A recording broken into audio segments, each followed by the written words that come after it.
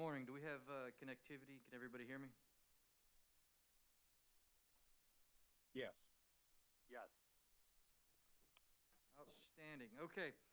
Well, good morning, ladies and gentlemen. We are here for a virtual forum to discuss utility integration studies. This would be docket number 2020-219A, 2020-220A, and 2020-221A, which is the integration studies dockets for Dominion Energy, Duke Energy Carolinas, and Duke Energy Progress Incorporated, respectively. We have scheduled this for October the 6th at 10 a.m., which I believe that is where we are and when we are, which is fantastic. Let me, for administrative purposes, take a brief roll call, and then I'll take a little bit more formal appearances and introduction after that. This is purely for administrative sort of technical procedure, okay? So when I call your name, if you would announce or indicate to me that you are here or present, that'll work. Okay, Richard Witt. Present. Thank you, sir. Jeff Nelson. Here. Thank you, sir. Matt Gissendanner. Here. Thank you, sir. Ashley Cooper. Here. Thank you, sir. Rebecca Doolin. Here. Thank you, ma'am. Do I have any other attorneys that are currently present?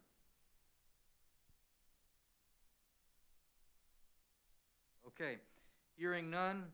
Hamilton Davis. Hey, I'm here. Thank you. Thank you, sir. Peter Stein. Present. Good morning. Thank you, sir. Derek Stenklick. Here. Thank you, sir. Scott, forgive me, Connuke. Here. Thank you, sir. Eric Bell. I'm here. Thank you, sir. Glenn Snyder. Here. Thank you. Do I have any other non-attorney parties here that I haven't announced? Okay, excellent. Hearing none, let me present the following order of operation here. This is also going to be the order I'll take, appearances, introductions, and also receive your commentary. The first will be Dominion, followed by Duke Energy. Then the next would be Richard Witt. And Richard, if I may have a bit of clarification, are you here in your capacity as an SBA representative, sir? Yes. All right, thank you. Following that, we will do, Mr. Cunnick, you do not intend to present anything, do you, sir? I think that was the representation, but... That's correct. Okay, thank you. So following SBA's commentary, we will then conclude with the Office of Regulatory Staff. I plan to conduct it in this rough manner, subject to some measure of flexibility. So we'll have Dominion, Duke, SBA, ORS, and then an opportunity for each to respond to other commentary that has been presented in that same order. Okay, so if I could get an introduction from Dominion, that would be fantastic. Okay. Thank you, Mr. Stark. This is Matt Gissendanner. I'm an attorney with Dominion Energy, and with me today are Ashley Cooper from the law firm of Parker Poe and Mr. Eric Bell, who is our manager of Economic Resource Commitment. Mr. Bell will be providing comments this morning on behalf of Dominion Energy, South Carolina. Thank you. Duke Energy.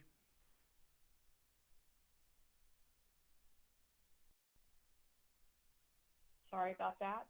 A little bit of technical difficulty, and I'm trying to get the video back on. I'm sorry. There we go. Hey, good morning. I'm Rebecca Doolin. I'm corporate counsel for Duke Energy Carolinas and Duke Energy Progress. Here with me today is Glenn Snyder. He is our Director of Integrated Resource Planning and Analytics, and we look forward to talking with you today, David. Is there any chance, could you let us know, are there others in the other commission staff who are a part of this virtual forum today, or are we more or less just talking amongst ourselves with those who have potentially tuned in through the live stream? It would be helpful to get a sense of, in terms of gauging our comments, to whom we should be addressing those. Yes, that's a fair assessment, a fair request. Essentially, you will be speaking to me. In the room with me, I have our technical staff, which are handling our audio, technology. We have the court reporter, Ms. Jo Wheat, with whom I think you are all familiar. And we have the executive director, Jocelyn Boyd, is in the back observing. But otherwise, there is no one else here, so predominantly you will be speaking to each other and to whatever extent you desire to me. Great, thank you. And is she transcribing this virtual forum? I just thought it would help in terms of to know if there was going to be a written record. I believe there will be a record produced and available. Okay, great. Thank you for Upon request, of course. Upon request, of course. Right. The court reporter would like me to make that very clear. Understood. Thank you. Okay. Then do we have SB? Mr. Witt, please. Richard Witt from the Witt Law Firm, appearing as attorney of record for SBA with witnesses Hamilton Davis and Derek Stenklick. However, Hamilton Davis is going to handle the presentation for SBA. Thank you, sir. ORS? It's just you, sir, right? Mr. Stark, it's Jeff Nelson. ORS does not plan on making a presentation or really participating in any way. Our intent here is to just observe and watch the other presentations tonight. Okay, thank you, sir. And I believe we've David. Yes, sir. Richard Witt for SBA. I neglected to mention Peter Stein, who is also appearing as a witness for SBA. Thank you for that, sir. And then Mr. Scott Canuck, I believe we've addressed your point, sir, and your position and posture in this proceeding presentation, or I suppose we should call it a virtual forum. All right. That all being said, Dominion, would you please make your commentary known, sir? This is Ashley Cooper. I just wanted to briefly introduce our Eric Bell and just give a little context to his remarks, and then Eric will provide the substance. But we have here today Eric Bell. Eric is the manager of resource commitment for Dominion. Among other things, the responsibilities include participating in fuel purchasing decisions, unit commitment, and the coordination of activities and system data with power marketing, transmission system control, maintenance, scheduling, and natural gas supply. So Eric is really someone who brings together the various components and work with not only those people who are balancing the system, he's working to plan ahead, anticipate the needs of the system, and also working with those who are procuring power to provide reliable, low-cost power. And just briefly, Mr. Bell, we read your recommendations that our comments be brief. We've tried to balance that with anticipating that a record would be kept. And so Mr. Bell is worked diligently to reduce this to a summary that provides useful information but not exhaustive. We'll be happy to answer any questions at the conclusion of Mr. Bell's presentation. Thank you. Thank you, Ashley. Once again, my name is Eric H. Bell. My staff and I plan the daily operation of Dominion Energy South Carolina's generation fleet to provide reliable, low-cost energy to Dominion Energy South Carolina customers. This necessarily includes developing generation plans, which account for things like resource variability and weather forecasts. And these generation plans are the basis which the company's system controllers operate the Dominion Energy South Carolina system. While this was touched on in our filed comments, I want to emphasize that Dominion Energy is committed to providing safe, reliable, affordable, and sustainable energy to its customers. Dominion Energy expects to cut its electric generating fleet's carbon dioxide emissions 55% by 2030 relative to 2005 emissions, and reduce methane emissions from its gas assets 65% by 2030 and 80% by 2040, both relative to 2010 emission levels. Dominion Energy has further committed to achieve net zero carbon dioxide and methane emissions from its electric generation and natural gas infrastructure operations by 2050. Dominion Energy has received numerous awards recognizing its specific commitment to renewable energy. Dominion Energy South Carolina has worked collaboratively with members of the South Carolina Solar Business Alliance to establish solar generation, and its members have contributed significantly to solar on our system to date. Today, Dominion Energy South Carolina has 973.1 megawatts of photovoltaic solar generation systems comprised of residential, commercial, utility scale, and community solar. A majority of this solar generation is supplied by PURPA qualifying facilities, QFs. In total, there are over 4,016 megawatts of additional planned solar projects pending in Dominion Energy South Carolina's state and federal interconnection request queues. This represents a serious and significant commitment by Dominion Energy to solar. To put this in perspective, Dominion Energy South Carolina's highest recorded daytime system load was 4,926 megawatts on August 10, 2007.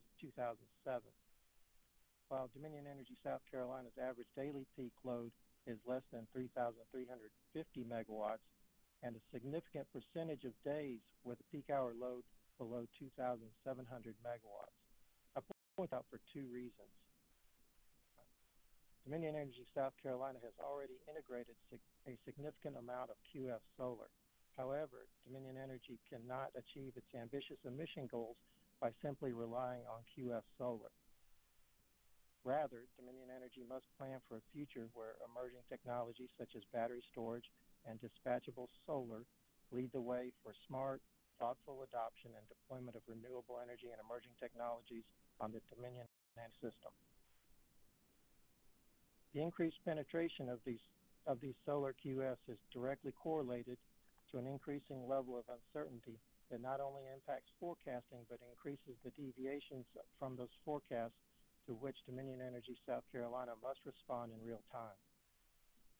The additional uncertainty resulting from this type of renewable energy contract is particularly important in this docket because Act 62 requires the integration study to, and I'm phrasing here, evaluate what is required for Dominion Energy South Carolina to integrate increased levels of renewable energy and emerging energy technologies while maintaining economic, reliable, and safe operation of the electricity grid in a manner consistent with the public interest.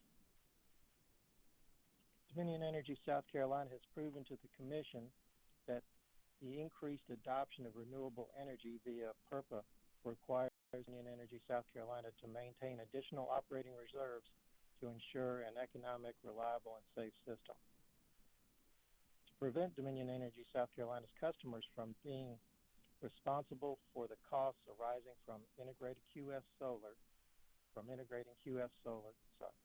the Commission has ordered Dominion Energy South Carolina to recoup them from those generator owners via integration charges in the company's standard offer and form power purchase agreement. Dominion Energy South Carolina believes that the integration study should comprehensively evaluate the wide array of impacts to the system arising from the integration of these solar QFs. Although the company provided a detailed outline of the specific items which it feels should be evaluated in its written comments, I will provide a high-level overview of the same. Concerning stakeholders, as an initial comment, Dominion Energy believes that stakeholder engagement prior to the initiation of any study will be a critical part of ensuring meaningful study results. Given that Act 62 requires the study to be specific to each balancing authority, Dominion Energy South Carolina believes it should have the opportunity to provide stakeholders an overview of the key aspects of its system in order to create a proposed study framework to present to the Commission. These key aspects are important because they vary from balancing authority area to balancing authority area, otherwise known as a BA or BAA, and include things like existing and future generation, load profiles, as well as Dominion Energy South Carolina's planning criteria for its transmission and distribution systems. The goal of the stakeholder process would be to create a study framework that recognizes attributes that are unique to the Dominion Energy South Carolina system and in common with other balancing authority areas, while providing a consensus proposal for the Commission for approval. I might read that one again. Other categories, although the stakeholder process would provide valuable feedback, Dominion Energy South Carolina believes that there are 4 broad categories which should frame those discussions. Those categories are system operation, electric reliability and transmission security, system planning, and the saturation and emerging technologies. Dominion Energy South Carolina expanded upon each of these points in its filed comments. However, given the published directive requesting brief comments, and with the exception of only a few items, it appears that there is some consensus between the parties today. I wanted to provide these 4 categories of topics which Dominion Energy South Carolina believes should be included rather than expanding upon them as we did in our written comments. However, I'm happy to answer any questions at the conclusion of my statement.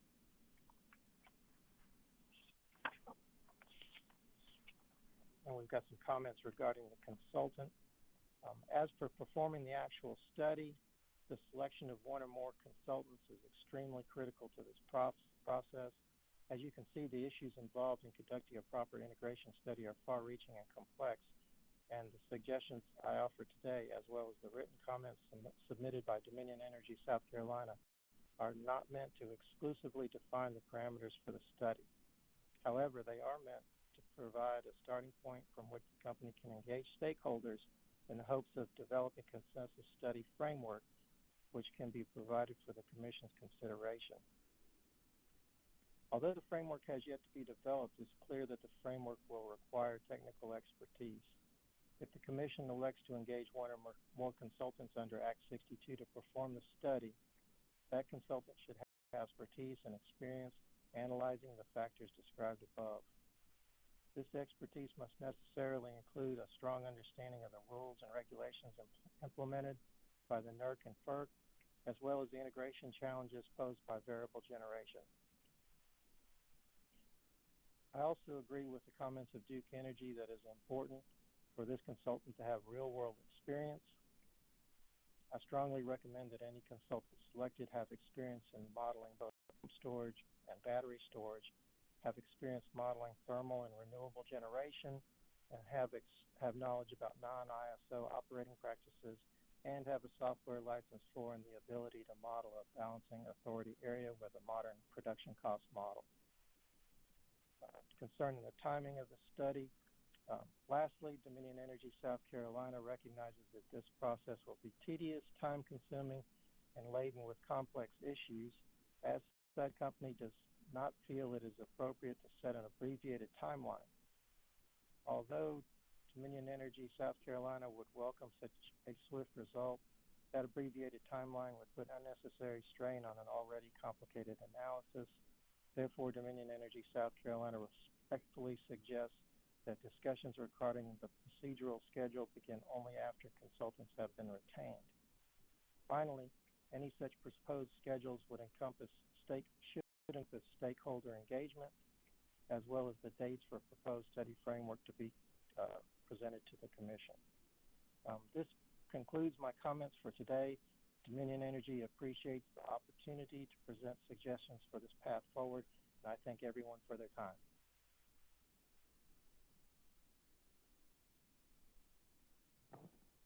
Thank you. As I mentioned earlier, I think that it's probably productive or most structurally sound to ask questions or make commentary after each party's had an opportunity to discuss what they desire to discuss, rather than at the end of each witness presentation. But if there is a differing opinion on that, I'd certainly entertain it. I would also comment that while we have communicated, I believe, or a member of our staff communicated that brevity and, concise statement and efficiency in presentation is appreciated, I would like to clarify that if there is information that you feel, that a witness feels, or a representative feels is necessary and productive to make this, what I'll call proceeding, to be a more effective use of our time and more productive, please do elucidate if you need to. That being said, if Duke Energy would please make your presentation. Hey, good morning again, David. We certainly took your comments to heart with regard to brevity, and so I think our comments here will be brief, and we were putting more of an emphasis on the responsiveness to some of the discussion that may ensue. But I'm going to begin with a few comments, and then I'm going to turn it over to Mr. Snyder. But one of the things that the Duke utilities believe is important in evaluating how to go about the work that's laid out in Act 62 with regard to an integration study is the flexibility that Act 62 provides in terms of the scope of the study that would be conducted. As Mr. Snyder may talk more about, the scope that is outlined in the statute is very broad and could mean a lot of different things. So Act 62 provides flexibility as far as the scope is concerned, and also as far as the timing, where we've worked through a number of the issues in Act 62 that do have a timeline associated with them. The Act 62 integration study does not, and so Duke would urge flexibility as far as the scope and the timing is concerned, as Act 62 provides for this. And I think that the scope and the timing of this are important as it relates to the Duke utilities and the work that they currently have ongoing and have coming into the future as far as studies that implicate the potential scope of an Act 62 integration study. Mr. Snyder may go into detail about this, but as we described in our comments, Duke has committed and the Commission has approved a settlement agreement in Duke's avoided cost dockets from 2019, where Duke will be engaging in Duke actually will not be engaging in this. Duke will hire a consultant to do an independent technical review of the ancillary services study that was conducted by Strape Consulting, and that informed the solar integration charge that was approved by the Commission in Duke's 2019 avoided cost case. So that independent technical review is planned, and in addition to being a part of the settlement agreement that was approved by the Commission, that independent review was also approved and ordered by the North Carolina Utilities Commission. And so that work is being planned for the near future, and that's an important part of what we believe, at least through conversations with the Solar Business Alliance, that is contemplated for under the Act 62 framework. So that is planned for the near future. In addition, the Duke utilities have ongoing right now a study with NREL, that's the National Renewable Energy Laboratory, with regard to transitioning to more carbon-free resources. And that is a significant comprehensive study that is what we would consider a deep dive into a lot of the issues that we believe are contemplated for under the Act 62 integration study. In fact, and Mr. Snyder may be able to speak more to this, but the work that's ongoing with NREL right now is very similar to what Dominion has described in its comments, and so that is ongoing right now. And I don't have a sense of the final timing of that. There are two phases of work. The first phase of work has recently been completed in January, and we had a large stakeholder meeting to discuss the results of that phase of work, and then phase 2 is ongoing right now. Additionally, there's a recent battery study that evaluates the capacity value of battery storage, both standalone and solar plus storage. That was also conducted by Astrape Consulting and informed some of the inputs into the recent integrated resource plans that Duke has submitted to this commission. So that is also a part of the assessment of integrating additional renewables and carbon-free resources. But I mentioned all of this, and Mr. Schneider may want to talk a little bit more about it, but because it's important to the companies that there's time for this ongoing work to be completed and be evaluated, and we think that the scope of a potential Act 62 integration study would be significantly informed by the outcome and the evaluation of these studies that the Duke utilities currently have underway or planned for in the near future. Also, I'll just mention that as I believe Dominion has discussed, it is important, we believe it's important that the utilities here are treated on an individual basis. Act 62 is clear that the studies are conducted on a balancing authority level. So I believe that Mr. Bell mentioned that as well. And obviously, we also believe that the selection of the consultant is very important. How we decide to go with that. I know we've been through that process in selection of the consultant for the avoided cost proceedings, and I know the Commission has ongoing rulemakings that address the use of third-party consultants. So I think that's something we can talk about further if we get further down the line in evaluating how to move forward with the study. But those are my preliminary comments from just as Duke's counsel. And Mr. Schneider, are you with us? Yes. Can you hear me? Yes, I can hear you, but I can't see you. I didn't know if your video was functioning or not. There we go. All right. Well, it's a pleasure to be with great. everyone. And yeah, I'll just add a little bit to the comments we've already heard this morning. And I think Mr. Bell and Rebecca took a lot of them. But, you know, an integration study, as we looked at the Act and talked about it, can really mean a lot of different things. And it's a fairly broad scope as outlined in the Act.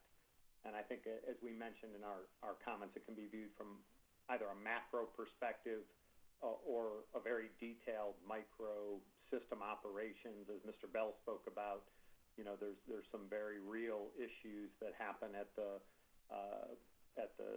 daily operation of the system, not only at an hourly level, but even at a sub-hourly level. And so to really get the right scope and engage the right consultants, I think it's important to be well informed on what the issues are specifically to South Carolina and each of the individual balancing areas. And what's important as the Act envisions is this study needs to be done for each of the utilities. They have different balancing areas, different resource mixes that present slightly different issues.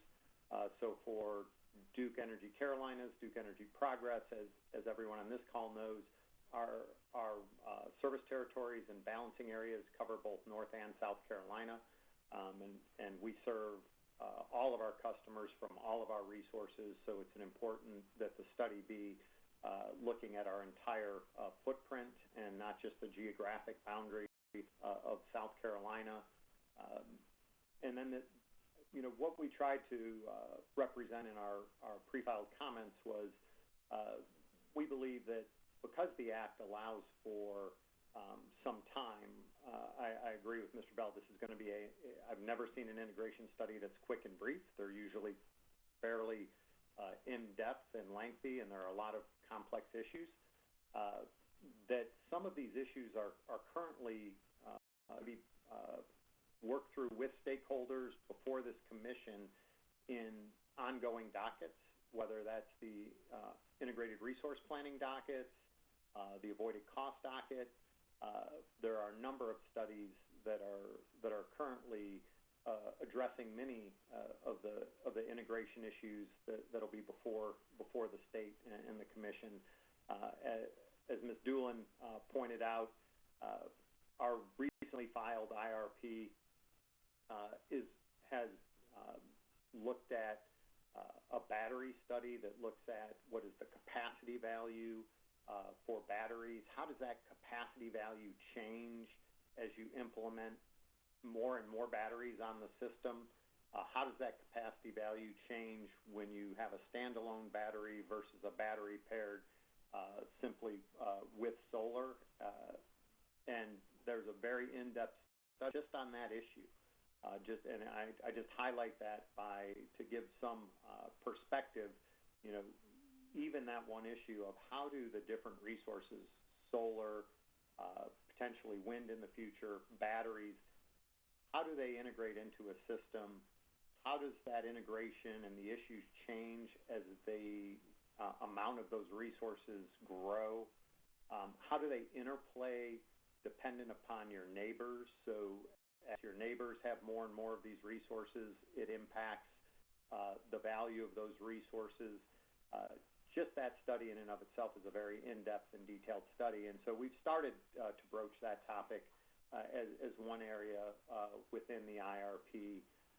We have additional studies, as we outline, that talk about how demand-side management can help with the integration of resources and how it can help contribute to peak demand clipping.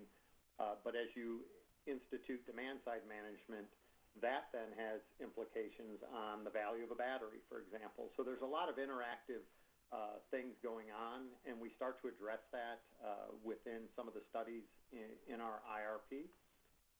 We have additional studies that Ms. Doolin spoke about ongoing in the avoided cost docket, which is the solar integration service study that looks at, as Mr. Bell referenced to, the real world operations of, as you have more and more intermittent resources on your system, what are the operational challenges, both physically and economically, from the incorporation of that level of resources, of intermittent resources. And that solar integration service study is going to be redone. It's going to be reviewed by a third party, as Ms. Doolin referenced. And we think that coming out of that, that will also inform the scope and questions you may want to have answered out of an integration study. The NREL study we have going on with the National Renewable Energy Lab, as Ms. Doolin referenced, is also looking at some of these issues, addressing some of the issues Mr. Bell spoke about. So what are the implications of saturation? So as you add more and more, what are the benefits of diversification?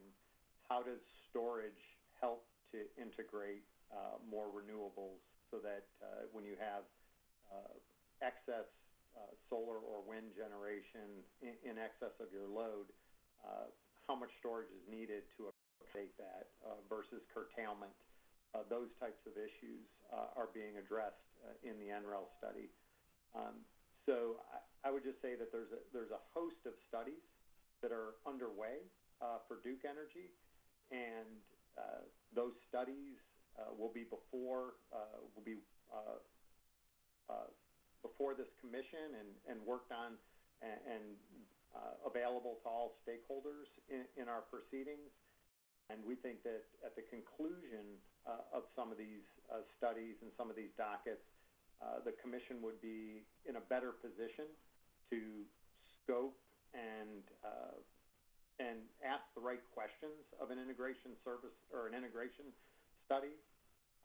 And so, from a timing perspective, I think as we filed in our initial comments, we believe that there may be some benefit to not rushing into an integration service study until the commission has the benefit of reviewing the ongoing studies to help better inform how to scope, and as Mr. Bell spoke about, I think there is no one consultant that can probably do everything. Some of these areas are very detailed, system operations and sub-hourly impacts and ancillary services may be a different skill set than, let's say, a larger macroeconomic analysis that looks at long-range declining costs of technologies and tries to address pacing of adoption, that may look at long-run macro trends in battery storage, for example. That may be a different consultant than an expert in system operation. So I do believe it's important to get the appropriate consultant with the appropriate level of technical and modeling skills to be able to do this. I agree with the earlier comments that having a consultant that has both the technical expertise and the software to model at least an hourly level production cost modeling is essential to understanding how to integrate ever-increasing levels of renewable resources. So we're supportive of that. I agree with the comments on this is a stakeholder effort, and that stakeholders will all provide perspective. They'll provide perspective throughout the upcoming dockets, and that perspective can then be used to help fashion the ultimate integration study that the Commission may want to embark upon. I guess I would conclude with the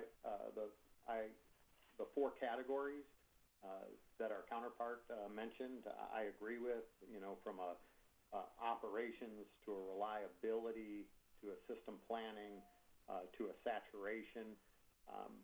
A different maybe framework to think about as well is there are both physical integration issues that need to be considered. So, reliability related things like interconnection. As you get further distanced from your load, there's transmission planning issues to be considered, interconnections with your surrounding neighbors and how you're interconnected and what your neighbors are doing. So some of those physical benefits of diversification that would need to be addressed in a study. But there's also economic considerations.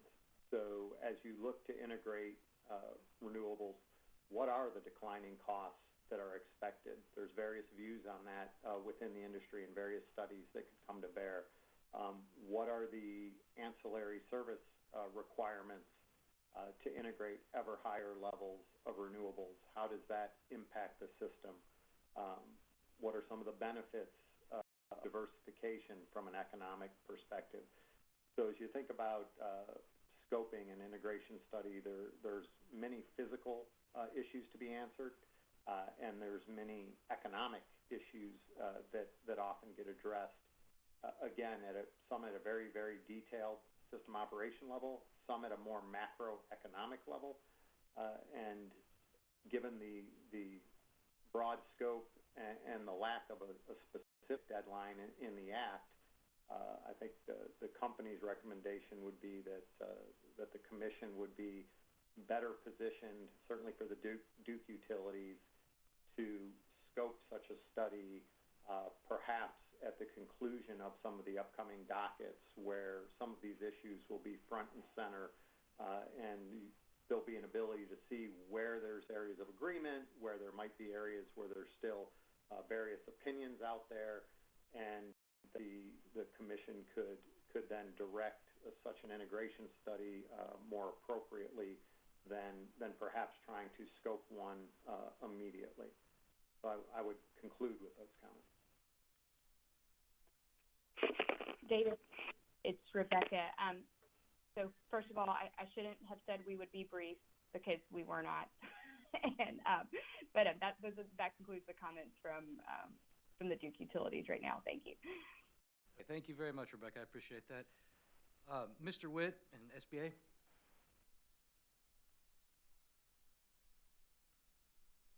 Mr. Witt, I think I'm unable to hear you at the moment, sir. Yeah.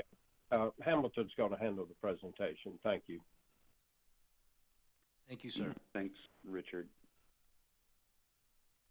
Yeah, thanks, Richard. Thanks, everyone, for being here this morning. It's good to see some smiling faces I haven't seen in quite a while. Hello, all. We will be fairly brief as well, I think.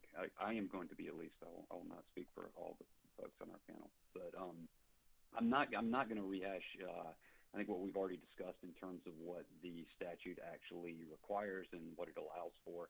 I agree with Rebecca's characterization of this as being fairly broad, and I think it gives the Commission a lot of flexibility right now as well as in the years ahead. And we continue to look closely at clean energy integration and what that means from everything from a cost standpoint to a reliability standpoint to general planning perspective. I do just want to focus in a little bit on the differences, I think, between the circumstances with Duke and Dominion at the moment. Coming out of the Dominion avoided cost proceeding last year, it was required that this study be initiated and was very much focused on the aspect of solar integration costs and values. As you all know, we currently have an interim value, basically a placeholder value for solar integration cost on the Dominion system. And so this study is really meant to inform and finalize that number. Whereas with Duke, there was a settlement filed in South Carolina. This issue was not actually litigated, though it was litigated in North Carolina. And an order there required that the integration study Duke conducted undergo further independent analysis. The South Carolina stakeholders were comfortable with the outcome in that North Carolina proceeding, and so we do have a fixed integration charge with Duke.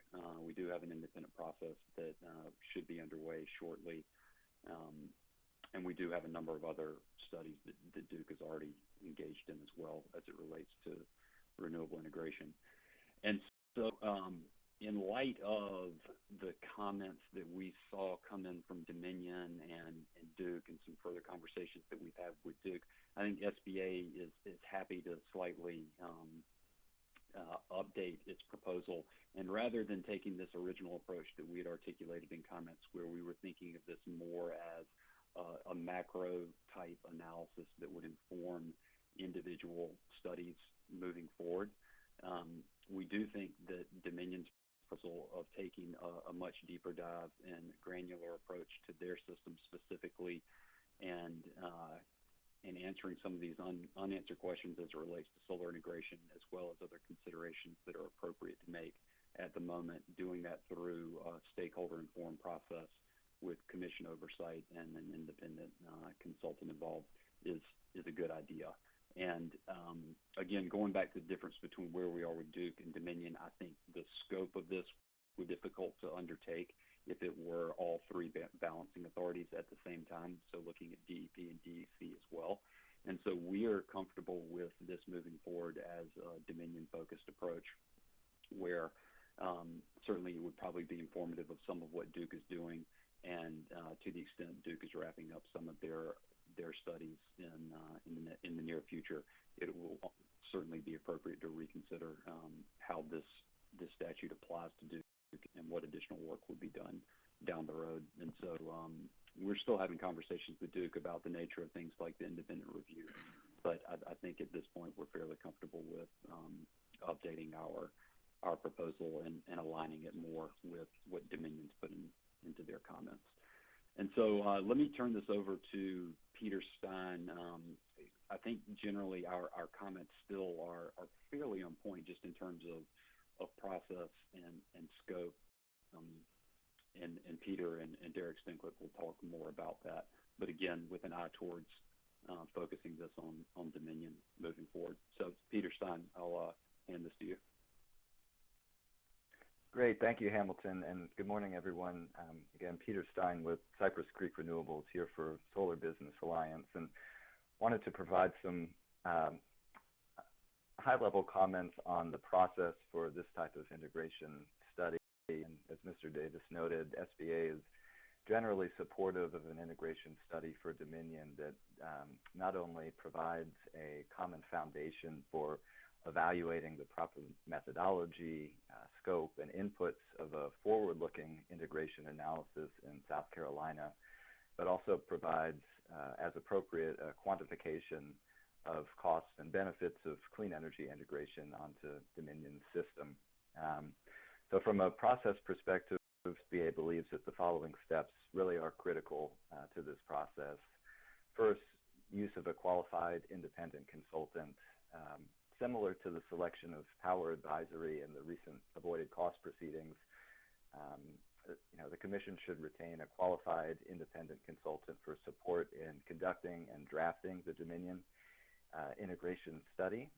And this is a critical part of the process, and the Commission should ensure that stakeholders have the opportunity to provide substantial input on the selection of the independent consultant. Second, with respect to stakeholder engagement and comment, SBA would recommend that the Commission allow opportunity for interested parties to provide comprehensive input on the appropriate scope of the Dominion study, and also to provide comments on a draft report before it's finalized, including, for example, at least one stakeholder workshop on scoping and methodology of the study. And in general, the transparency of the models, inputs, assumptions, and results should be a key element of the integration study. Third, with respect to clean energy integration best practices, again, although, after reviewing the comments filed by Dominion, SBA is supportive of a study process that includes a potential quantification of any integration costs or benefits in Dominion's territory. The integration study should also establish really a foundation for evaluating clean energy integration in future regulatory proceedings, as Mr. Snyder referenced, including recommendations about potential future studies and future stakeholder processes. And then finally, with respect to scheduling, given the abbreviated timeline between now and the 2021 avoided cost proceedings, SBA would recommend that the Commission immediately begin the process of selecting a consultant and finalizing a schedule for soliciting formal stakeholder input on the consultant, the final scope of work for this project and process, and then ultimately a timeline for completion of the integration study itself. So with that, I'd like to pass it to Derek Stenklick for a discussion of more of the elements of the actual scope of work for this type of integration study. Derek? Yeah, thank you, Peter, and thanks everyone else for joining today. So again, my name's Derek Stenklick with TELUS Energy. I'm the modeler of the group, so I've performed probably a dozen of these integration studies for utilities across the country, and just really wanted to join today to talk about what can be done early and right now to help scope this out in a way that avoids a lot of ache and challenges later on. And specifically, things like selecting the consultant is important, but also selecting, in that discussion, selecting the right model, and then also scoping out the methods and the scope of work. As a lot of folks have said today, an integration study can be quite broad, and making sure to determine that scope up front, I think, like I said, can avoid some challenges later on in the process. So, in the letter SBA submitted, there's 9 really key considerations that an integration study should include. I can touch on each of these, maybe provide a little bit more color commentary to what was written. The first, really looking at the flexibility of the utility's existing generation fleet. I think that's always important in these integration studies. There's one way to look at integrating solar on the system is assume those fossil units and the existing generation fleet operate in a very similar manner as they always have. And then what's important, though, is when doing this study is also look at what mitigations can be made or what changes to those operations can be made to introduce more flexibility, whether it's faster ramping or being able to cycle these units on and off or bring them down to lower loading levels. So some of that will certainly require some level of investment in those units.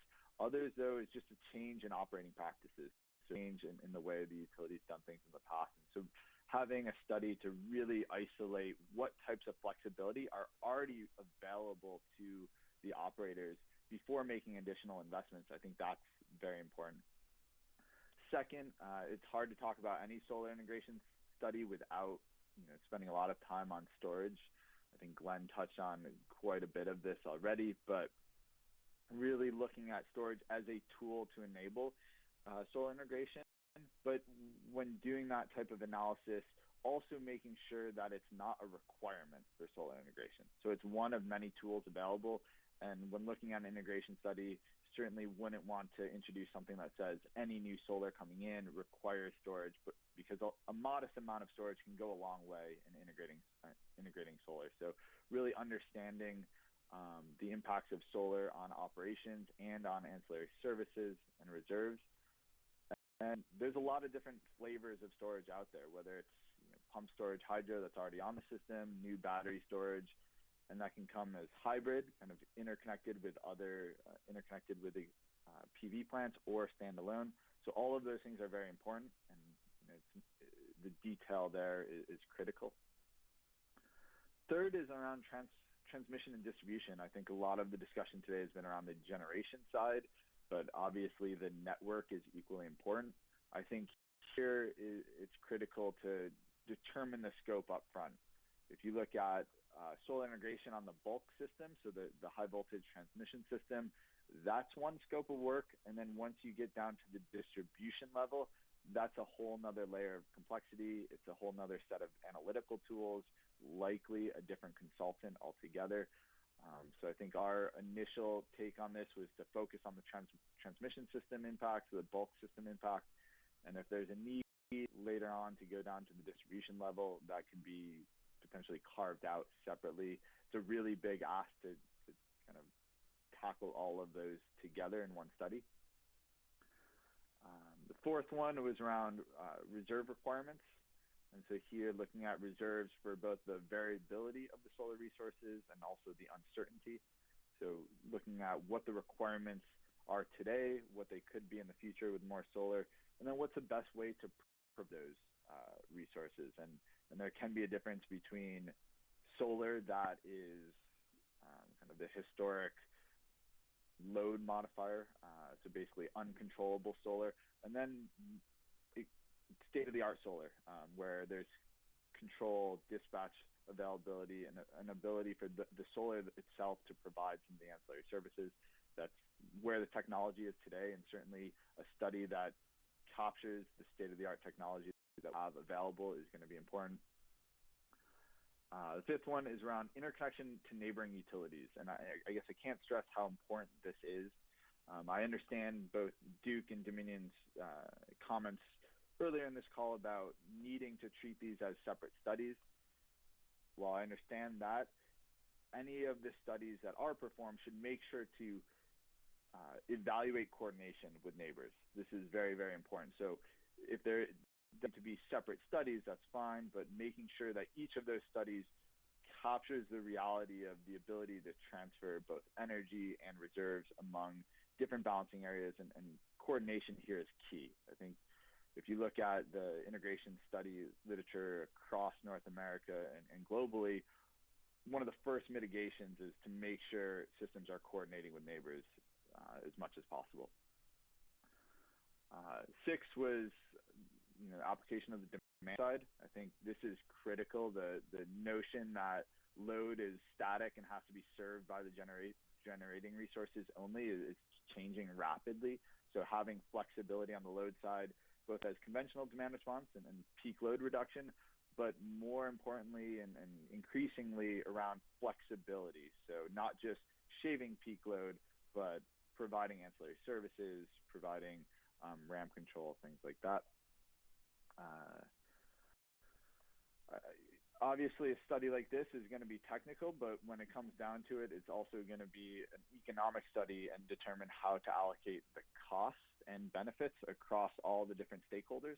So certainly the study would have to look at that and understand if there are incremental costs, how do those get allocated? If there are benefits, how do those get shared across all the stakeholders? So that's going to be really important.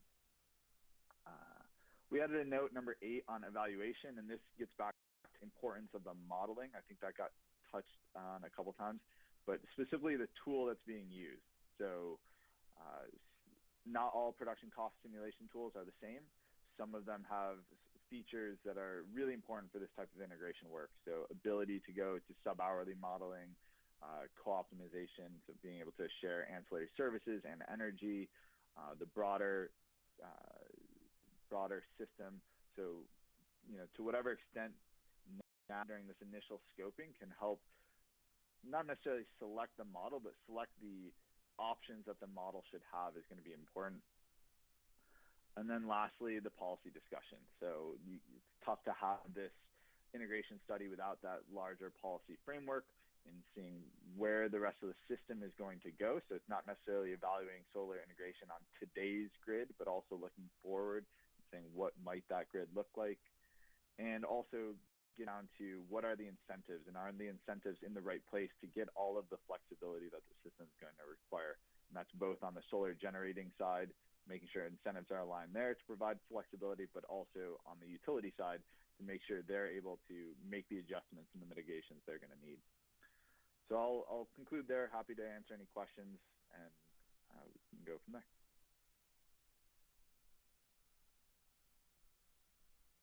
Thank you. I think that concludes SB's presentation. Would that be correct, Mr. Witt? It is correct. Thank you, sir. And again, I'll offer another opportunity just in case minds have changed for the Office of Regulatory Staff. If you wish to make any commentary or decline to do so. No, we don't have any comments. Thank you. Okay, thank you, sir. And I will also offer similarly another opportunity for Mr. Scott Canuck. If you have any commentary to present, sir, your opportunity is now. No, thank you. Not at this time. Okay, thank you, sir. All right, for the entities, I suppose, that have, or the interests that have presented testimony, I would now entertain responses to the things that you've heard, beginning with Dominion. If you would like to respond, or if your witness would like to respond to anything that has been presented, now is the opportunity. Thanks very much. I think really we heard a fair amount of consistency among the comments. I think there's a recognition of the complexity of this, of the skill sets that are required. And so I think really and truly there's nothing that we feel the need to respond to. We feel like it's been, we hope that this has been helpful. We hope that it's presented a clear picture for you and staff.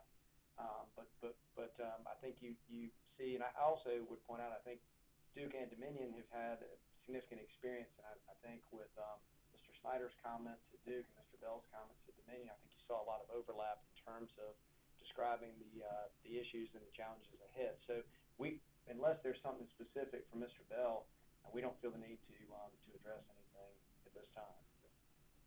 All right, thank you, sir. And that was I'm sorry about that, David. Hey, this is Eric Bell. No, I was just gonna say that there is a little bit more focus with SBA's comments on the integration charge. And that's probably one thing we've got to iron out. I think as a natural outcome of a study, we need to agree on what we're gonna look for, and as far as an answer on that. That's all. Thank you. Thank you. Duke Energy, if you have any comments or responses, I suppose, to comments you've heard, this would be an excellent time to present them. Hey, David. The only thing that I guess I would add is that we appreciate SBA's comments with regard to understanding the need and the value of having the studies that Duke has underway to be completed and to be evaluated through other docs, as we've discussed, from what I understand from SBA's comments, and we've discussed this. Duke and SBA have been in discussions about this, but having commonality on the value of that and seeing the study for the Duke utilities move forward at a later date after this work that we have ongoing is completed. So we're pleased to hear that, and think that we are in agreement that seems to be the best path for here. So that's all that we have in response, David. Thank you. Okay, thank you. And SBA, I don't believe there have been really any responses to anything in between, but if there is something you'd like to respond to, now is the opportunity. Yeah, this is Hamilton. I'd just like to ask, Dominion, well, it was nice to hear consistency across the board here, so it does seem like our jobs may be a bit easier moving forward, given that reality. But for Dominion, I'm wondering what they're thinking in terms of a timeline. I know Mr. Bell stated, I think appropriately, that we don't want to rush this, and we want to make sure the study has the time to be a good one. What are you guys thinking, given the calendar realities of the next avoided cost proceeding and a need, at least on the solar integration piece of this, some resolution? Hamilton, this is Ashley Cooper. I think that our answer is simply, it starts with identifying the appropriate third-party consultants, and as you heard from both Dominion and Duke, that may be one or more than one. And I think we need to make sure we find the consultant or consultants that would be necessary to conduct this. And I say that because I don't want to get in a situation where we find somebody we feel like is uniquely qualified and we say, but wait a minute, we put on... Ashley Cooper, excuse me, sir. If you would just wait one moment. We are not receiving your video feed. Is there a button? Sorry, how about now? Yes. Is that better? That's better. Thank you, sir. Okay. I thought I was doing you all a favor by keeping the video off, but I'll start again. Yep. So I think we were just advocating that, putting in a hard and fast deadline at this point where we haven't identified the consultant or consultants, we don't want someone to be arbitrarily excluded that we might feel has a unique qualification or insight because we've set a deadline. So we think that let's head down a path. Let's put some action items in place that you discuss with consultants, and then as we go forward, let's schedule the stakeholder process, and then we can look at more of a timeline for the study at that point in time. We think it would be a mistake to set at this early stage of things a timeline that would be really somewhat just arbitrary and unneeded, quite frankly. Yeah, I think that makes sense, Ashley. I agree with all that. I guess let me rephrase my question to make sure we are on the same page. So, I mean, you guys are anticipating that at least part of this study is going to need to be finalized prior to Dominion's next avoided cost proceeding. Is that safe to assume? I mean, given the orders that came out of the 184 docket related to the specific solar integration charges issue, and the timing set forth in the statute of a 2-year cycle. I guess that's our starting point for the timing. Yeah, I think that that obviously any sort of information from the study would be helpful. Will provide guidance to the commission, but ultimately, in terms of any sort of integration charge, that's going to be the decision of the commission, and not just something that results from the study itself. It would be informed by. And so I think, again, Hamilton, just to, I'm not trying to, I don't have a specific answer for you other than I think that I disagree that it's absolutely required.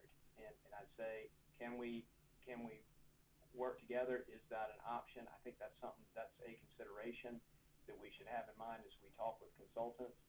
But I don't think that there's an absolute requirement. And I don't think that should be something that prevents us from getting the appropriate consultants and allowing for the stakeholder feedback and the appropriate analysis in consideration of data inputs. Yeah, well, I appreciate that, those thoughts, Ashley. And yeah, like you said, there's some more discussion to be had on the front end here, and we'll get some guidance from the commission in terms of expectations. So I do think we're generally aligned here. I don't have anything else, Peter or Derek, Richard from SBA. No, nothing further from me. Likewise. Okay, very good. Thank you all. Then let me, if you will indulge me for a moment, let me consult with some staff, and I will return within a moment or two, a minute or two, to see if there are any inquiries from the commission side to present to you. So, give me a minute, please.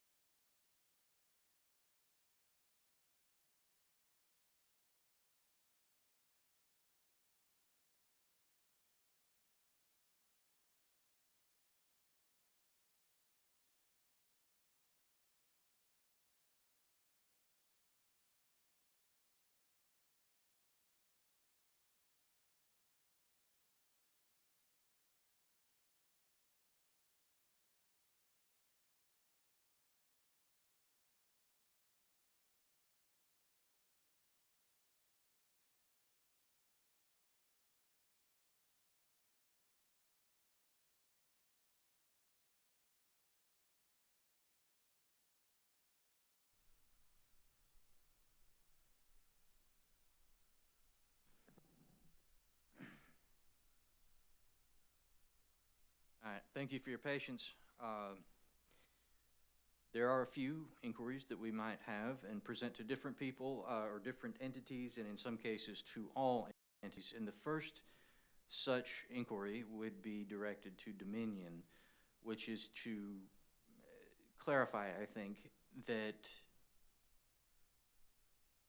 or rather ask the question, I suppose, is Dominion conducting similar studies like those referenced by Duke Energy that may address subsets of concerns that would be analyzed in this integration study?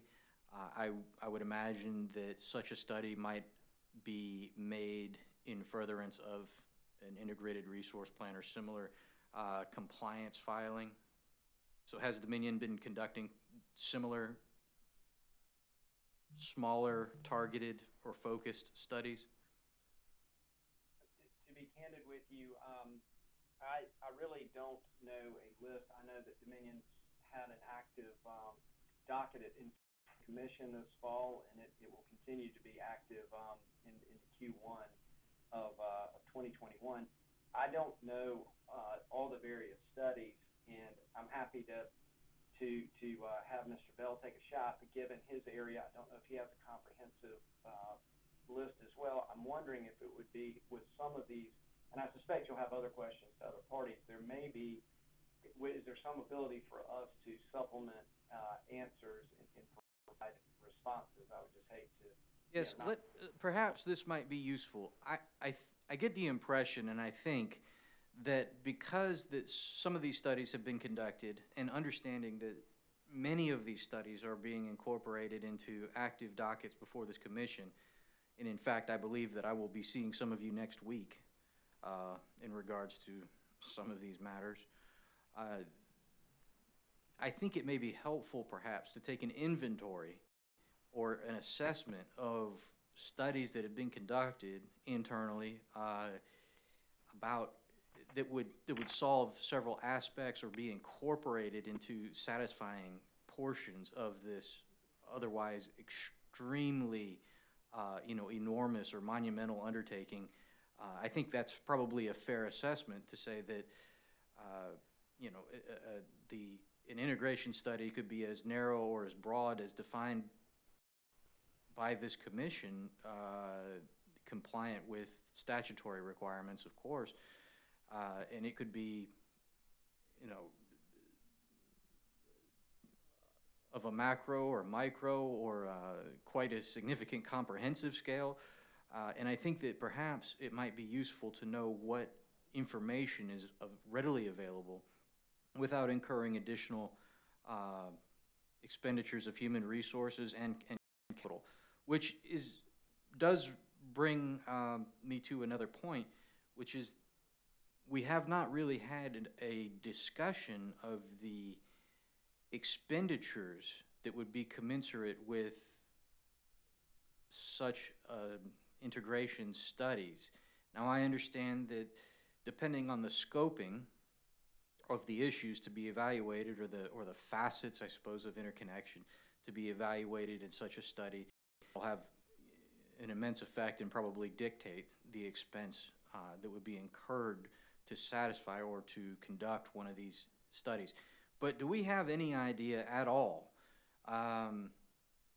what kind of dollars that we'd be talking about here? Are we talking about, 20 million? Are we talking about 200,000? Are we talking about 50,000?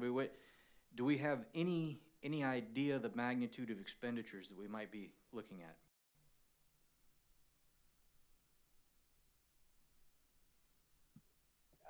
That's an open question. I'm sorry.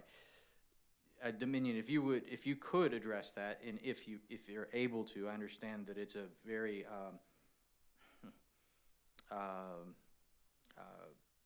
loose question.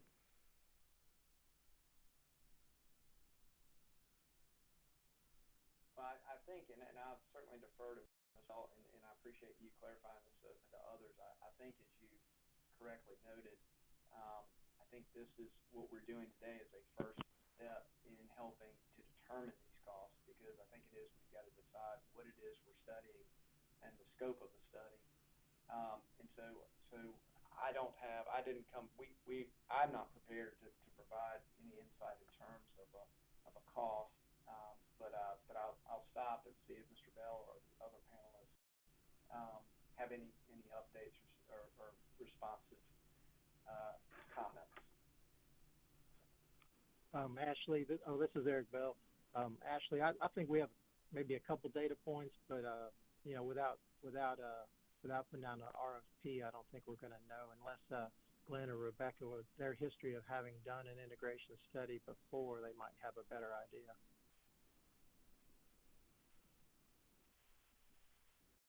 So, David, this is Rebecca. I was going to ask Glenn if he could comment on this. I think we do have some experience and familiarity with this. Glenn? Yeah, thanks, Rebecca. I don't have an exact answer on it. I do think, we mentioned a couple of things. I think that there was agreement across the parties today in terms of having the necessity of having detailed production cost modeling, potentially at the sub-hourly level. And I only mention that because to run those types of studies, it's not a quick and dirty type of study. It's generally more involved. I would think if you're narrow focused on, say, something like a solar integration service charge, and you don't get into the macro issues, you don't get into the multi-BA, you're probably, you're certainly in the low hundreds of thousands. If you go much broader and really try to tackle several issues across multiple jurisdictions, both the macro and the micro, you could easily go pretty far north of that. So I don't have an exact answer. I would say, to try and put a very broad ballpark on it, you're in the low hundreds of thousands to certainly you could cross the $1 million mark. If you had multiple consultants addressing multiple issues. So I don't think, to the earlier comment, I don't think it's 50,000. I don't think it's 5 million. So I haven't narrowed the ballpark that much. But I would hone into the low hundreds of thousands to the to something easily north of $1 million. All right, thank you, sir. I appreciate that. I understand it was a very loosely defined question, a very vague question, but at least that presents some perspective. I think that is very helpful. Thank you. So it would seem to me that in order to progress forward on a timely basis, and let's take a moment to talk about timely basis. So the utilities seem to indicate, and understandably so, the message I received is this is not a process that should be rushed. This is something that should be taken in measured and deliberate steps. And certainly I understand that. I did seem to get the sense that some of the SBA membership or SBA membership as provided or as presenting here did favor a much faster approach. Seem to suggest more of a sense of urgency to get these processes moving forward. Would that be an accurate representation? If the SBA membership would respond to that, would you further clarify if there is an expedited need or a desire to expedite this process, or if low and measured process as described by the utilities would be more appropriate for this undertaking? Yeah, Mr. Stark, I don't know that we have a difference of opinion in terms of need that we want to take the time to do it right, and it shouldn't be rushed in that sense.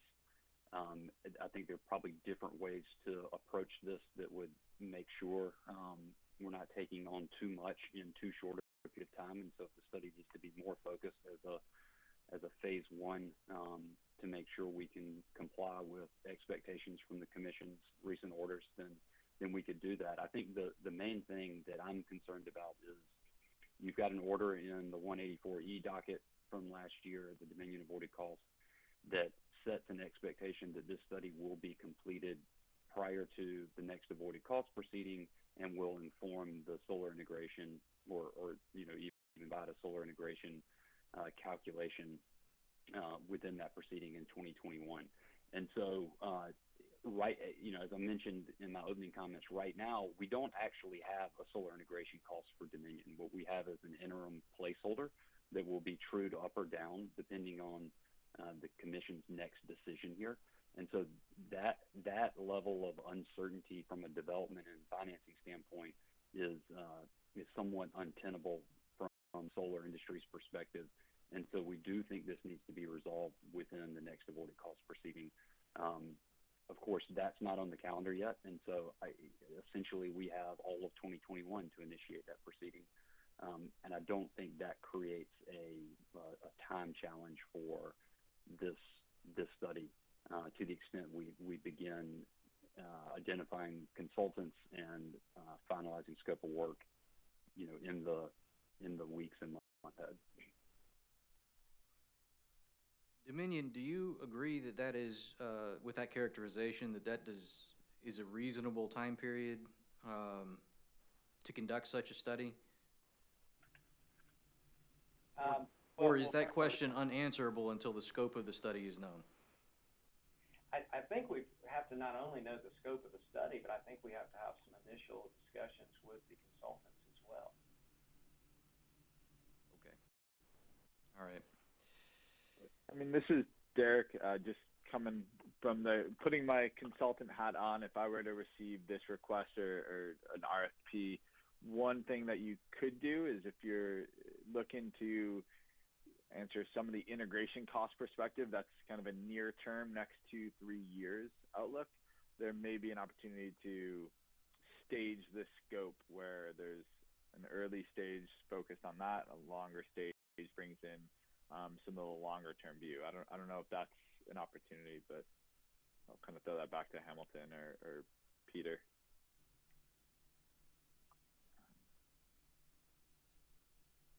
Yeah, I mean, I think that kind of staging is certainly in order, and I expect that we're going to be doing some version of that almost regardless. That we're not going to do one study right now in 2021 that forever answers integration questions in South Carolina. I think that we will be taking a stepwise approach and multi-phased approach, kind of inevitably, given the longer timelines we're operating with and the changes in technology and development we'll see in the years ahead. So I think that's right, Derek. And again, I think it's just a matter of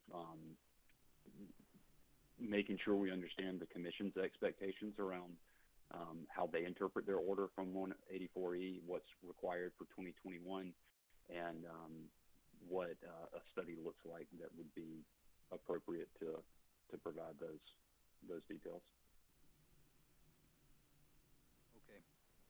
I think that's reasonable position by all parties here, or by all interested parties here.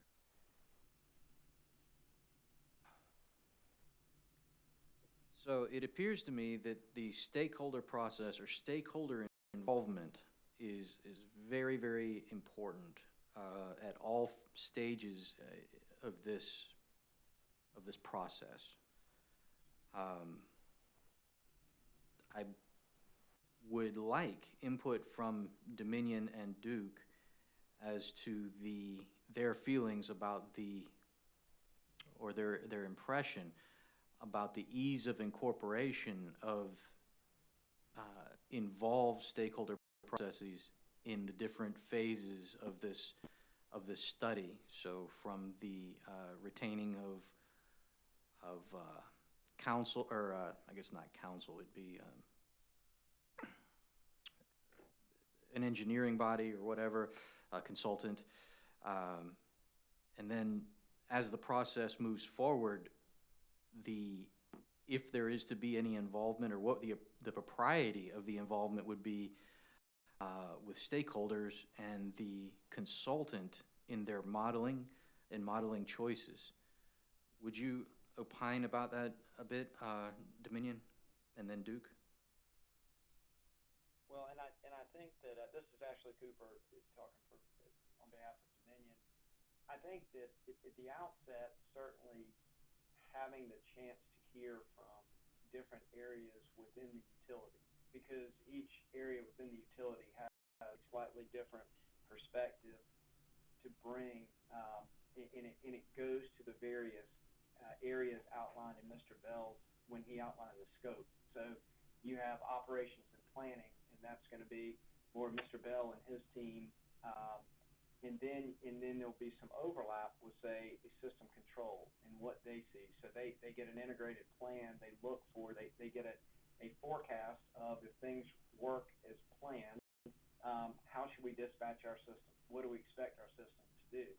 That's one set of and one aspect to being able to do this study. So we expect stakeholder involvement on that. But then another aspect is when we're talking about the reliability impact to the system, looking at NERC guidance, looking at FERC guidance.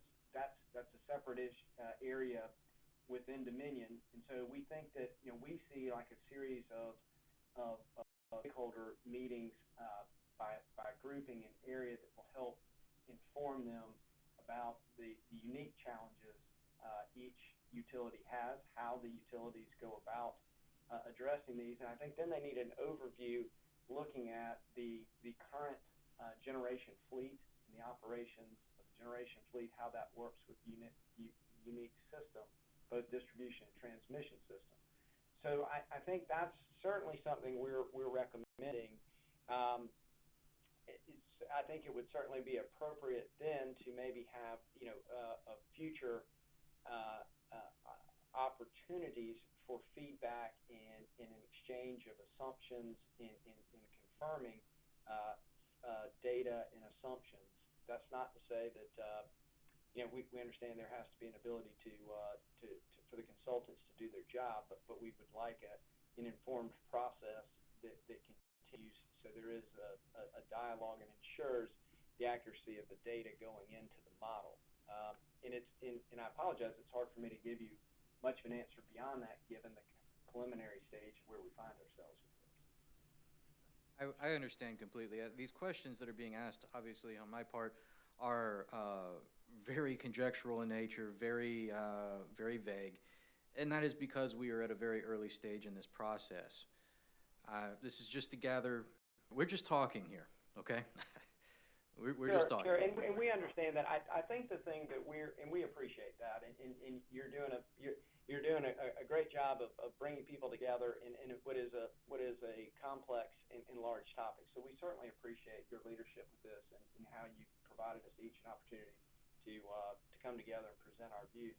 I think though what maybe the thing to come away with in terms of the stakeholder, which you're hearing, and I think it's been helpful to hear this really across the board, and certainly Mr. Davis, I'm not trying to put words in your mouth, so correct me, but I really feel like you're hearing this from everybody. What we're really trying to drive home is that when it comes to how to integrate, it's not a cookie cutter process, and so how you integrate Duke's system and how to efficiently and reliably integrate Duke's system, how you reliably and efficiently integrate Dominion system, those are two different analyses, and those are two unique sets of systems and have unique issues, and so there's not a great deal of common, you can only extrapolate so much. So a Dominion study is only going to be so helpful to a Duke study. And I think that's really what we're trying to drive home today. It's just hard to get much beyond that point, not knowing the scope of the study. I'll stop there and see if anybody wants to add or clarify that.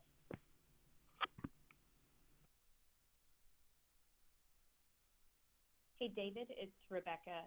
I'll just add that I agree with Ashley about the scope of the study really dictating this. At this point, as we've talked about for the Duke study, that is being a ways off and allowing the companies to finish this work that they have ongoing right now to inform the scope of the study in the future, then it's really hard to comment on how stakeholders would be involved, because it really depends on the scope of the study, and the role of the utility and the ORS and stakeholders in that. For instance, if you're doing a significant a deep dive into an integration study, into an integration charge, like has been talked about today with regard to Dominion, then that would be a lot different than a broader study that doesn't go as far in depth. And also, I think it could depend on whether or not, if the study is informing issues that will be adjudicated, that could be different than just a general policy discussion resulting from the study. So certainly, I'd say even more so for the Duke utilities, really to be determined if the commission agrees to wait on this work that's ongoing right now to be completed. Then I really think that's something that we'll be able to get a lot more clarity on once we have a better sense of scope. It appears to me that at this point we have very limited information, and that in many ways this conversation is somewhat premature, and I appreciate that. It would seem to me that at this time the productive measure to take would be to establish what a phase one scoping, or I should say the scope of such a project would be in the initial phase. Is that generally correct? Is my understanding correct that an initial scoping is the next most appropriate step that may bring some of these issues into more clarity? Dominion, please. I think that sounds reasonable. Yes, and I think that then will help be instructive for lining up, which would be kind of a next step, which is also starting to engage potential consultants. Okay, I think that's right. Duke, would you comment on that, please? Sure. Yes, that makes sense. David, some of this is dependent. You're hearing from Duke and hearing from SBA that obviously that the preference is to wait on the work that Duke has ongoing right now to be concluded, and then scope the first phase of work for Duke down the road in the future. Now, the commission, of course, is free to disagree with that. And so I hesitate to say exactly what we should do for Duke here in trying to be deferential to what the commission may want. So assuming the commission agrees with the companies and with the Duke utilities and with SBA to allow the work that the commission that Duke has ongoing right now to be completed, then I think we would wait and scope the first phase work for Duke down the road at some point. But and it does, and so I'll defer to my Dominion counterparts as to how they think they need to move forward with an SBA with regard to Dominion. So I think it's a little bit different here based on each utility, where there's seems to be a more immediate need with regard to Dominion, and a different approach here for Duke, at least as far as Duke and SBA are advocating for the approach for the Duke utilities. Well, this is Cooper, if I may, just to reiterate, and offer a suggestion to help us move forward, because I appreciate this is a difficult task to try to get us moving towards this next step, and I appreciate that you're doing an admirable job of giving us some questions to try to help focus the discussion. I would submit, though, at least as it relates to Dominion, we really were prepared, and we spent some time. There was not a lot of time to prepare, to provide the scope and provide a written comments and prepare for today, and so I would just ask again, the idea of, would it be helpful for you to put some of these questions in writing and provide a time period where the various parties could respond in writing and give you some have a chance to talk internally, since it does involve more than just one group, and again, I'm not expecting that, just to be clear, I'm not expecting all of a sudden the clouds will part and this will all be perfectly clear. This is a big undertaking, and there are a lot of variables, but I'm just thinking you may get more helpful responses if we're able to look at this and talk internally and then provide an update. I think that that's correct. For Duke, Rebecca, I just want to be clear that I am not attempting to encourage or force or intimate Duke into taking a position other than what you're presenting me. I'm merely trying to discern information. That is all. As I've said before, and I will say again, while this is a highly unusual proposition in this environment, we're just talking here. Okay, we're just talking. But I do appreciate that there are differing perspectives, of course, and different concerns based on Dominion and Duke. I think that following up in writing and following up in response to certain specific set of questions is probably wise. I think that allows quite a bit more time and opportunity to cogitate and ruminate or whatever it is that you would like to do and consult with your internal resources about the most correct responses and most enlightening responses to those questions. So what I would present to you at this time is that the commission will issue a set of questions to the parties to this let's call it a proceeding, to this meeting, and the parties will be encouraged to, or requested, I suppose, to answer these series of questions at a later time. Does that seem a workable solution at this stage for everyone? That sounds good, SBA David, and I know we'll continue to talk with Duke, and I think it makes sense to coordinate with Dominion as well in anticipation of those responses, and to the extent that we can all get aligned in how we're providing feedback, we'll certainly try and do that. I would,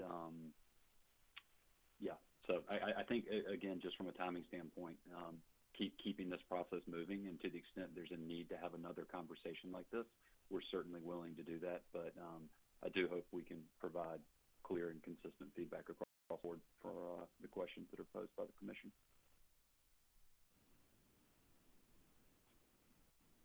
Should I understand that that is likewise the position of the other interested parties here? This is Ashley Cooper for Dominion Energy. We agree with what you just provided to the group. Okay.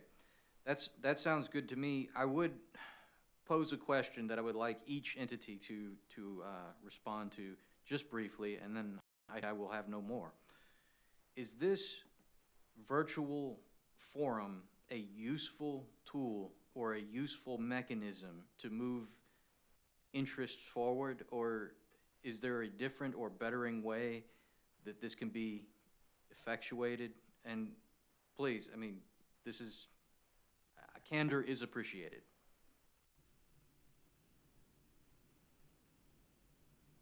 Dominion. I didn't want to seem like I was stealing the show here today. I'm going to change my answers and say I've now appeared before the Commission after this meeting. I'm just kidding, but no, I think this has been helpful. Given the circumstances, given what we're dealing with, we understand the challenges. We appreciate your consideration. We really commend the Commission staff. You all have made this as easy as possible. You've given us instruction in advance. You took the time to provide a directive in advance, which was very helpful to all of us. We think that you all went out of your way to make it clear what the objective was today, and so we appreciate your consideration and the thoughtful way you went about this. I don't know right now that we have other options. I think certainly for now that these types of virtual forums are helpful. It's certainly easier than a conference call when you can at least see when somebody else is trying to talk through a virtual forum. So at some point in the future, hopefully we'll be in a position where we all can talk about the ability to be back in person or having other options. Duke? Yeah, I think this is, I agree with what Ashley has said. I think that this is preferable to a conference call. I think it does get a little confusing in terms of transcribing a record. I feel for Joe. I'm not sure if this is intended to take the place of a conference call, and this is just a really big topic to take on, and I'm not sure the best way for the commission to receive the information that it needs to receive in order to decide how to move forward. So I do think these are helpful. I will say, David, just so you guys know what goes on behind the scenes, I think Hamilton and I, or Duke and SBA, have talked multiple times leading up to this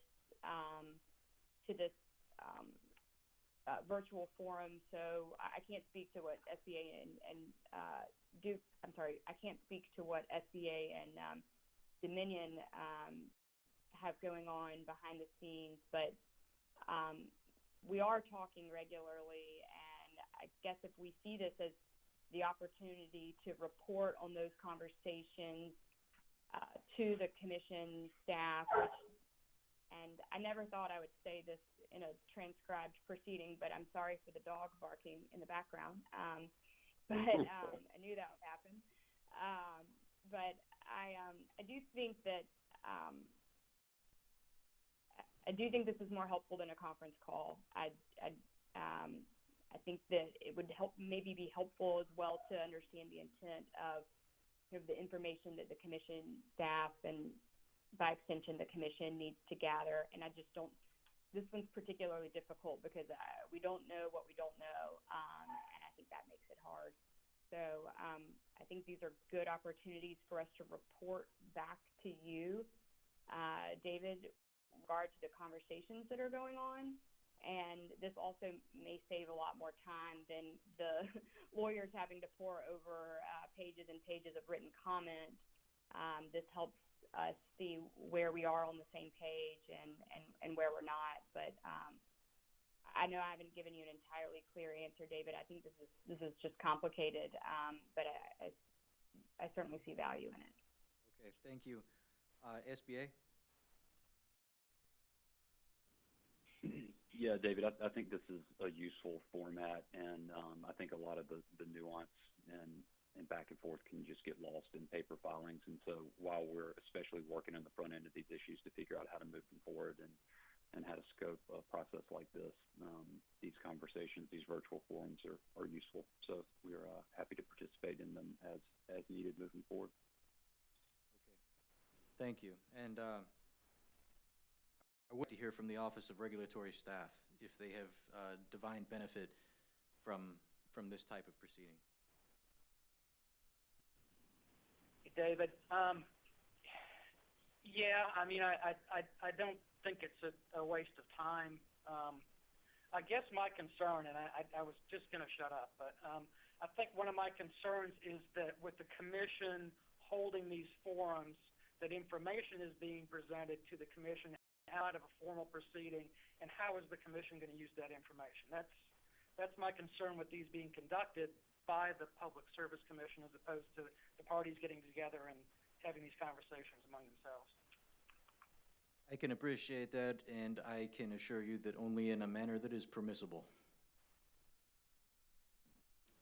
Of that, I am quite sure, sir. If there is nothing else, I believe that we are done, unless there are any closing considerations, anything that you all need to tell me. I would be glad to hear.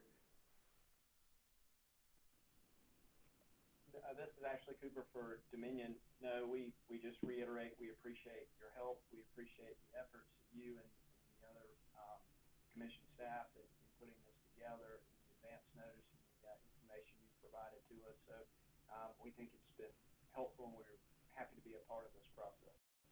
Okay.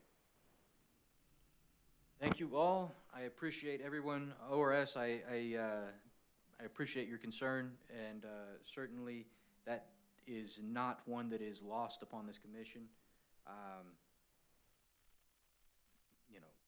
at a risk of having sounded unconcerned, that is not the case. Okay, we do take permissible use of information received outside of proceedings very, very seriously. Thank you all, lady, gentlemen.